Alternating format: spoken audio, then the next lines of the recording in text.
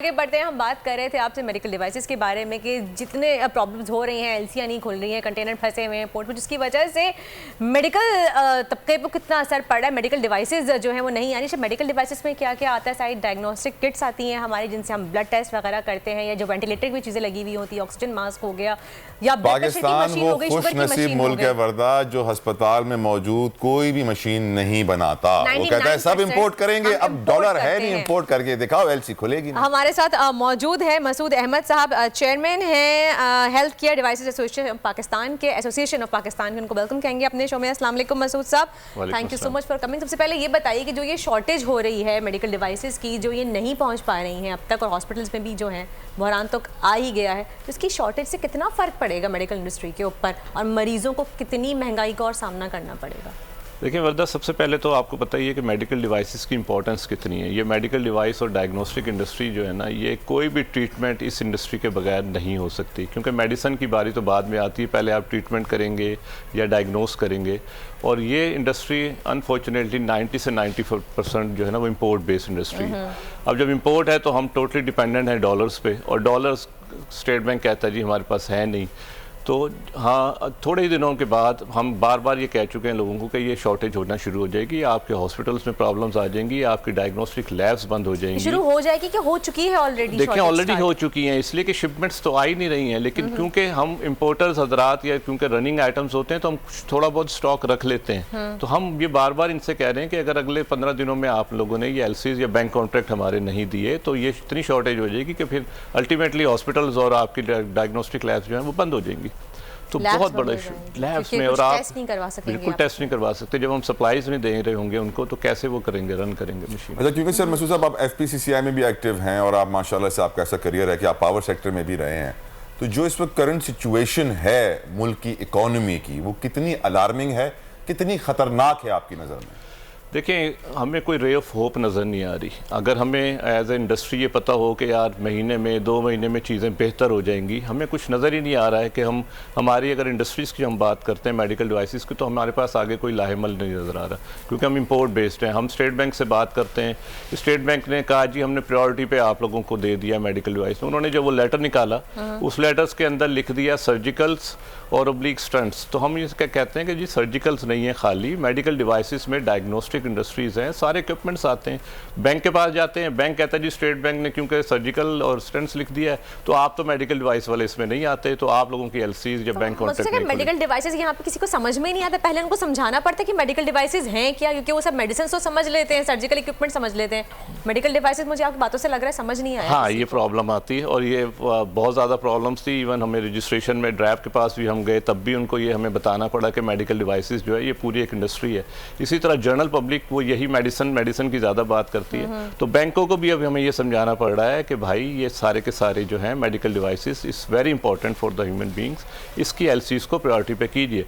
और लास्ट जब हम एफपीसीसीआई में स्टेट बैंक के गवर्नर से मिले थे तो उनको कहा, उन्होंने वर्बली तो हमें कह दिया कि हमने कह दिया है बैंकों को कि आपकी मेडिकल डिवाइस या हेल्थ केयर या डायग्नोस्टिक इंडस्ट्री को पहले प्रायोरिटी पे एलसीज खोली जाएं या बैंक कॉन्ट्रैक्ट खोले जाएं, लेकिन बैंक्स मानते नहीं। वो कहते हैं हमारे पास रिटर्न में कुछ इन्फॉर्मेशन नहीं है स्टेट बैंक की तरफ से। मसूद साहब, ऐसी सूरत हाल में आके आप लोग ये क्यों नहीं सोचते कि यार अब वक्त आ गया है कि पाकिस्तान में भी कोई चीज़ बना ली जाए, थैली से आगे बढ़ जाएँ, पान गुटके से आगे बढ़ जाएँ, कुछ अच्छी चीज़ बना लें?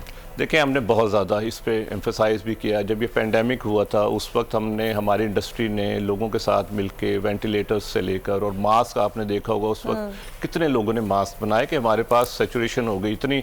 अब वो इंडस्ट्री लगी हुई है, मास्क हमारे पास अब इतने वाफिर मिकदार में कब एक्सपोर्ट कर सकते हैं। इसके लिए गवर्नमेंट के, देखिए medical devices not a medicine industry. Medical devices जो है ना वो बहुत ज़्यादा सोफिस्टिकेटेड चीज़ है, टेक्नोलॉजी है उसके अंदर, लेटेस्ट टेक्नोलॉजी है उसके अंदर। अगेन मशीनरीज बाहर से आएंगी सारी की सारी, और मशीनरी का वही मकसद कि 84-85 में आप मशीनरी इस वक्त तो इम्पोर्ट ही नहीं कर सकते। तो हम गवर्नमेंट से ये कहते हैं कि लॉन्ग टर्म सोल्यूशन जो है इस मेडिकल डिवाइसेस का यही है कि मैन्युफैक्चरिंग पाकिस्तान में हो। देखिए, इंडिया से लेकर आप टर्की की बात करें, इंडिया कर लें, ईरान में मोस्टली क्या है कि मेडिकल डिवाइसेस वगैरह डायग्नोस्टिक इंडस्ट्री उनकी लोकल है, इंपोर्टेड तो है ही हैं, आते हैं, लेकिन ज़्यादातर हमें, अगर आज हम शुरू करते हैं तो ये समझ लीजिए कि ये 8-10 साल 15 साल वाली प्लानिंग होगी कि हम मेडिकल डिवाइसेस बनानी शुरू करें। पर 8-10 साल 15 साल की प्लानिंग हमें सूट नहीं करती ना सर, हुकूमत चली जाती है 5 साल में, को 5 साल की प्लानिंग बनाए सर। सब प्लानिंग उसका यही हल है जो हम बात करते हैं कि इकोनॉमिकली एटलीस्ट सारी हुकूमत मिलके एक इकोनॉमी वाला जो सेटअप है वो हमें बता दें कि जी अगले 5 सालों में 10 सालों में ये लाएमल होगा, जो अनफॉर्चुनेटली होता नहीं है। इसी वजह से कोई हिम्मत नहीं कर रहा है मेडिकल डिवाइसेस में। दूसरी वजह ये है कि हमारी खपत देखिए बहुत ज़्यादा जो है ना, मेडिकल डिवाइसेस इंडस्ट्री में मेडिसिन की तो खपत बहुत ज़्यादा है। तो ये अगर हम बनाएंगे तो हम इसको फिर एक्सपोर्ट करेंगे, फिर उसके लिए क्वालिटी कंट्रोल लैब्स और ये सारी चीज़ें चाहिए। तो it's a long term. Pakistan छोड़ने का दिल तो नहीं चाह रहा आपका? ये वो सवाल है जो हमारे बच्चे अब हमसे पूछते हैं, क्योंकि हमने तो पूरी टाइम यहाँ लगा दिया। ग्रीन जैकेट भी ऐसी है कि वो लग रहा है कि पाकिस्तान को आप रिप्रेजेंट कर रहे हैं। Are you still in love with Pakistan? Of course, definitely Pakistan ने हम बने और पाकिस्तान से ही हम सारे मोहब्बत करते हैं और हमें पाकिस्तान ने ही हम कुछ बनाया है। लेकिन अब बच्चों के लिए, हमारे लिए हम क्या मुस्तकबिल देख रहे हैं, वो जब सवाल करते हैं कि अब हम क्या करें तो वो एक मुश्किल काम है। सोचना पड़ता है, बिल्कुल सोचना पड़ता है। सर आपने बताया कि आप माशाल्लाह से आपकी ख़ुद की कितनी बड़ी जर्नी रही है, आपने इतना बड़ा एक टाइम पीरियड लगाया, इस मुकाम पे आप पहुंचे हैं कि आप माशाल्लाह पाकिस्तान में पूरे एक एसोसिएशन के चेयरमैन हैं मेडिकल डिवाइसेस सप्लाई की। तो पहले जब इतनी मेहनत की पाकिस्तान में अपने मुल्क में और अब ये हालात देखते हैं तो क्या फील करते हैं, क्या सोचते हैं कि क्या करना चाहिए आगे? क्योंकि डेफिनेटली यही सवाल हमारे व्यूवर्स भी देख रहे होंगे तो वो भी ये सोचते हैं कि अब क्या करें। देखिए अफसोस होता है ये सिचुएशन देख के कि क्योंकि हमने तो जो वो पाकिस्तान या जिस तरह हमने मेहनत करके यहाँ तक लाए हैं और इस वक्त जो सिचुएशन है वो बहुत ख़राब है। अनफॉर्चुनेटली हम डॉलर्स हमारे पास है नहीं और हम सारा का सारा इंपोर्ट बेस्ड हमारी इकॉनमी है और उसकी वजह से बहुत मुश्किल। कोई लास्ट मैसेज इमरान खान को, आसिफ अली जरदारी साहब को, नवाज शरीफ साहब को, शहबाज शरीफ साहब को, इसहाक डार साहब को दे दें, अभी वक्त है। देखें, सिर्फ एक ही मैसेज है कि भाई पाकिस्तान के बारे में सोचिए, अपनी लड़ाइयाँ बाद में, पावर पॉलिटिक्स बाद में हो जाइए, पहले पाकिस्तान की इकॉनमी को बेहतर कर लीजिए। सब ये बेहतर होगी तो पाकिस्तान भी है, अगर पाकिस्तान नहीं है तो इन सब की सियासत भी नहीं है और हम भी नहीं है। बिल्कुल सही कहा मसूद साहब, thank you so very much, आपने अपना कीमती वक्त में दिया। अल्लाह करे हुक्मरानों को, अरबाब इक़्तिदार को और पॉलिसी बनाने वालों को होश आ जाए।